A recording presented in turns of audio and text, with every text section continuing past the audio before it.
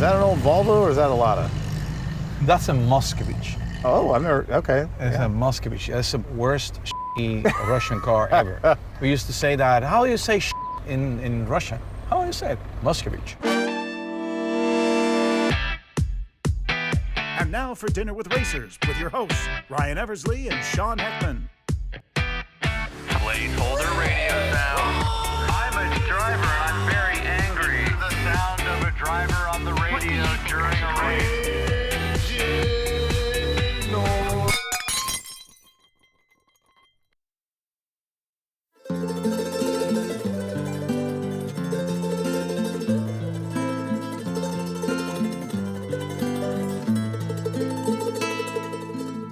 1962, world peace was threatened by the most critical period in history since the end of the war. The assault has begun on the dictatorship of Fidel Castro. Accused the United States of unleashing a war of invasion.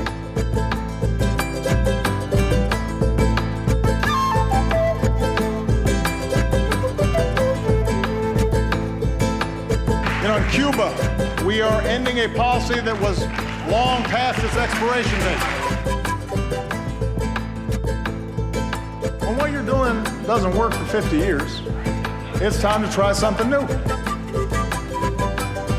Our shift in Cuba policy has the potential to end a legacy of mistrust in our hemisphere. It removes a phony excuse for restrictions in Cuba and extends the hand of friendship to the Cuban people.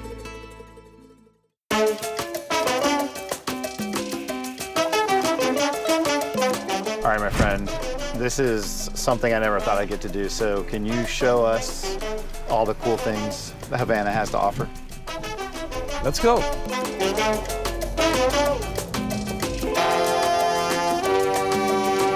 Robert, we came here with some ideas of what Cuba would be like, but what is it going to be like for us? What are we going to see? What's Havana like? We try to bring always beauty from anything, happiness from anything. That's why you can see a Cuban laughing at his own problems. It's not because we don't take things seriously, it's because we have so many things throughout history. We always have a smile at the end or a joke. Did you ever imagine you would be giving a car tour to a couple of Americans who came all the way here to talk about racing? Oh, not to talk about racing, but I've done that before. A couple of Americans. Were they as good looking as Sean and I? Not as good looking. You lying son of a bitch. I didn't know if being American would be something that was frowned upon, and it's more that no one cares. There are Cubans all around the world. They will always have a story to tell you. Where are you from? I'm from California. Oh, my uncle lives in California, you know? Yeah. Right in California, to the right, you can ask about him. It's something that we say, sometimes we can sound naive, but that's the point. We're always honest. I get the impression that whatever political differences exist at sort of a leadership level between Americans and Cubans, I don't think that exists among the people.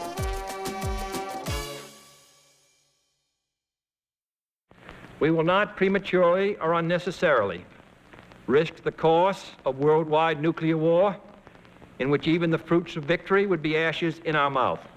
I have directed that the following initial steps be taken immediately. In 1959, Fidel Castro banned all imported vehicles, and Cuban streets were frozen in time. I might be in one of the world's most repair-friendly countries. When you think of modified cars around the world, nowhere else will you find thousands of 50s American cars. The #1 place in the world for modified cars is Cuba.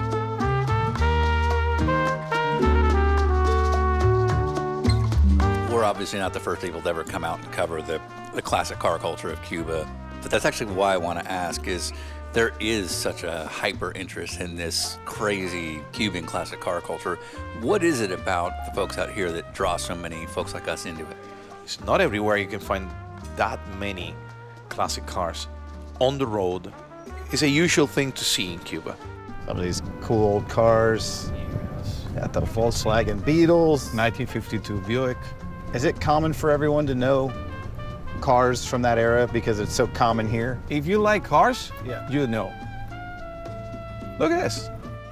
I would say it's the opposite of back home. When you see an old hot rod going down the highway, you turn and look. But here, when you see like a modern truck or van, that's more unusual because there's so many older cars here. Even the tow truck's vintage. That's a tow truck, yeah. That's so cool. That's a tow truck we use. And that guy's like, it's not vintage, it's my tow truck.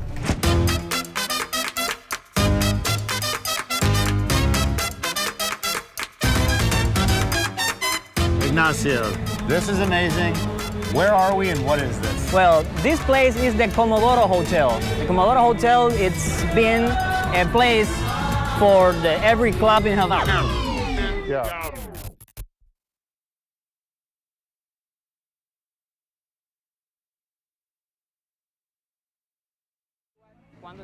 So B-roll and then we voice over from behind the building? Maybe half an hour. Half an hour? Yes. Okay. So here's what we can, okay.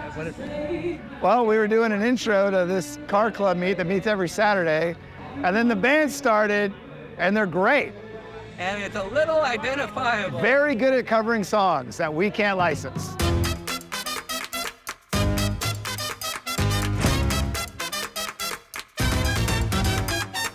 You have different horns? Yes. Oh, we're doing that. A rooster, a cow, a horse. You see more classic cars here than you see anything modern. And to you, that might not be a big deal, but to me, it is mind-blowing. Many of them come as a family heritage. Cars are not just cars. It's like a member of your family. This is a 1959 Buick Invicta. Ismael bought the car in 2011, if I remember well. Originally, the car was a four-door hardtop.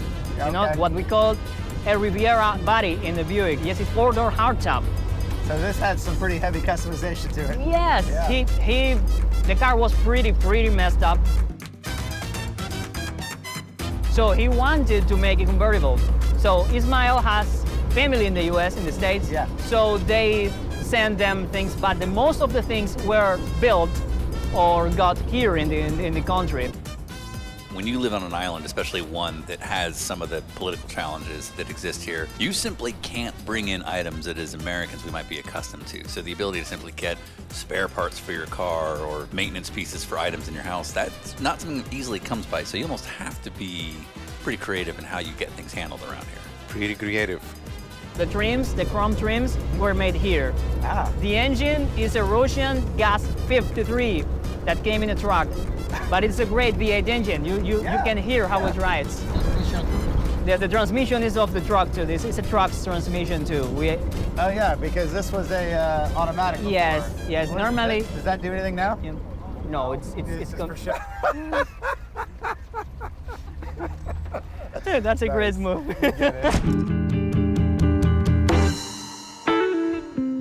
You see cars around here that a collector will have back at the States. And we use it only on weekends, and he will count the miles because it's an investment. Yeah. And in here you will see him has taxis with a truck engine, a diesel truck engine, and you say like, what? We make it work. In Cuba, when you have to restore a car, you normally spend years. Yeah. It's because everything that you have to do, you have to really do it from scratch. So he's done significant work to this car over the 11 years that he's owned it. He's changed the motor to a Russian truck engine, but it's similar to the engine that would have come in it. He's changed it over to a manual transmission, but more importantly, he's turned it into a convertible. This was a hard time. And I think this is very particular with the practice that we have here in Cuba with convertibles. It seems like having friends in America is a good way to rebuild a lot of these cars. Yes, it is. It's not like the old time. Yeah. And you can bring a lot of things from the United States. For example, we have a common friend of the US, and he brought the hubcaps for this car. Oh, hubcaps, right, yeah. Because you can't get them, right? Yes. We've heard from people that if you know someone's going stateside, you ask them to bring parts back that they might be able to pick up for you. And you go to Discount Auto Parts and get me, some plugs for my whatever. Or... You mean if I have a friend and he's coming and I call him and bring me this and that? Well, we have a friend. He will bring a horn for my Ford, 4 headlamps for my old. Okay, so here you go. What's the one thing you need me to bring back when I come back that you're like, dude, if you can bring me anything, bring me... Let me think, it's a lot of stuff. A windshield. Oh. Just climbing through going through baggage. It's a windshield. Yeah, nothing, don't worry about it. What year is this horse? By the ass, I can tell you, it's like 14 years. Okay, okay.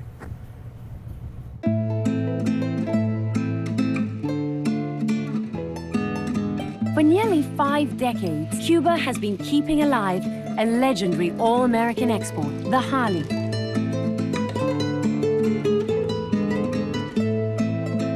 About 100 or so still cruise Cuba's streets today. So we're not really sure what we're doing, but there's a dog.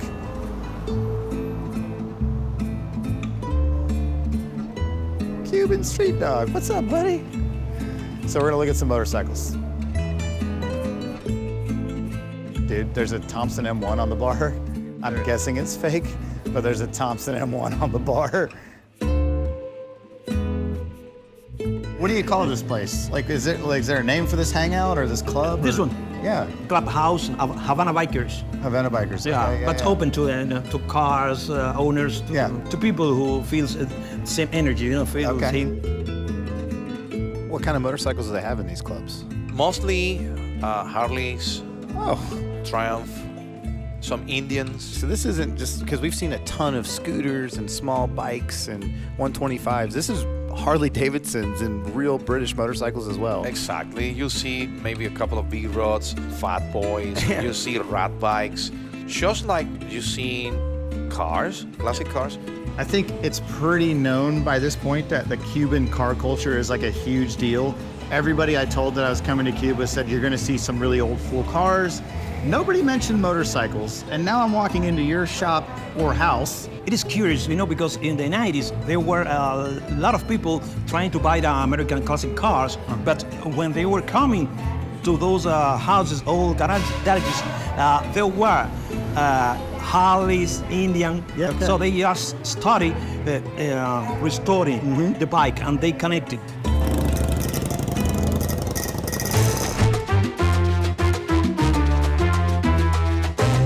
Show me some of these pictures on the wall, because you were just telling me. Yeah, that's your grandfather? Yeah. These belong to the Varaderos Carnival, 1959. Okay. This is where the story started, But then what caused them to want to ride Harleys back then? Yeah, because the Harleys belong to the police. The police bought many Harleys, and so they were part of the police. What you're telling me is that there was a lot of Harley Davidsons here in Cuba that the police had bought. After the revolution, those Harleys that belong to the police were sold or given to ex-police, like my grand. We have Indian here. Yeah. Like this one is 1920. Seeing an Indian anywhere in the world is like, whoa, we have one in Cuba. Yeah, we have even more than one. This one is 1937 Indian. These are rare anywhere, anywhere. And the fact that you've got two Indians on the same wall here is, I'm really, really impressed. So, that's awesome. Okay, so how hard is it to get something like that done here in Cuba? He's a friend of mine he's a very famous Cuban painter. Okay. But we were friends before he was famous, so, he couldn't charge me. Yeah. It's for free. So that's international, got it, yeah. How do you have so much information about these bikes? Because again, we're in Cuba. Yeah. There's like not many of these bikes, period, let alone on this island. Yeah. And how do you know all this? There was no internet before. Right, that's exactly. But America is very close. Okay. And there were a lot of magazines coming to Cuba. I have another question. What is a magazine? These are all very old motorcycles. Yes. How do you keep up with them? How do you keep the maintenance? Now it's easier, than before. Okay. In the 90s and 80s, it was really hard, Yeah. Sometimes we have to use car wheels. Okay. To bring spokes from BMW cars. Sure. So, like, perfect example, like that spoked wheel on that MG. Yeah. You would get those spokes to make your bikes work. I'll give you now the perfect example. Yeah. Come here. Yeah. this is not the original wheel. You know, perfect this is from a example. Peugeot, French car. Peugeot, yeah. Yeah. So we have to use this one. Yeah. And this is a fake. Yeah. and a friend of mine just opened the holes. Yeah. Just to use these spoons. Okay. So So that's not an original MG wheel. Yeah, You yeah. used the No. wheel off of a Peugeot. Yeah, from the Peugeot from the 90s. Yeah, you made a fake white wall. Yeah. And you opened up the holes to make the spokes from another car work. Yeah. That's how you would fix the bike wheel if you had Yeah, to. yeah. And that's just making do with what you can. Yeah. I love that so much.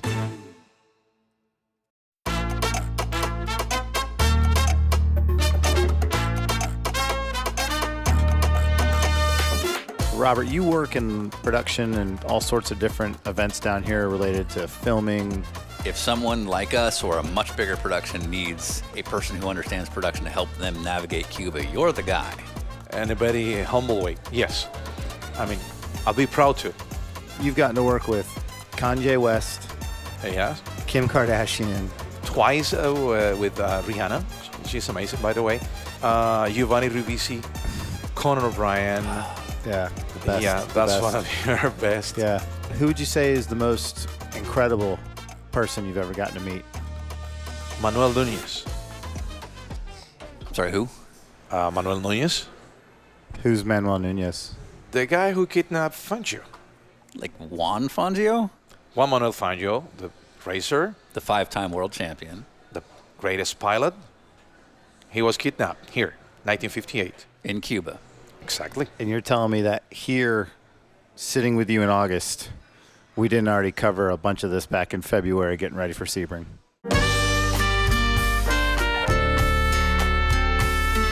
I feel like this is a deliberate take so that we can justify why we're here.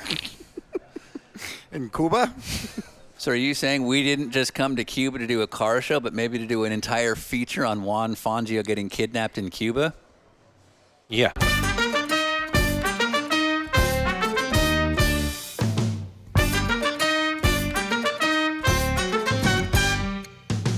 If you could describe Cuba in one word, what would it be? A possible dream. It's 2 words. Yeah. If you could describe Cuba in one word, what would it be? Mixture. Mixture? Yes, mixture. I think is that. Family. That's how we'll describe it. Can I say the reason? Nah, no. No. It. If there is a Cuban living in Paris and is another Cuban visiting and they get together in a bus stop, oh, you Cuban? I can hear your accent. You will see an instant hug. Great, because I love hugs. Oh, you love hugs? No.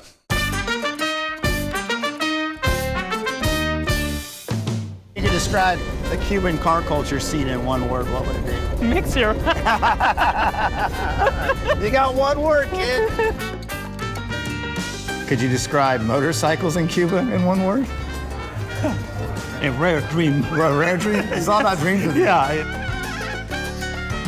Hey, Sean, what are you doing real quick? Well, I was just giving coffee with one hand. Right. So, you good? Let me have some Good luck. coffee. Good luck.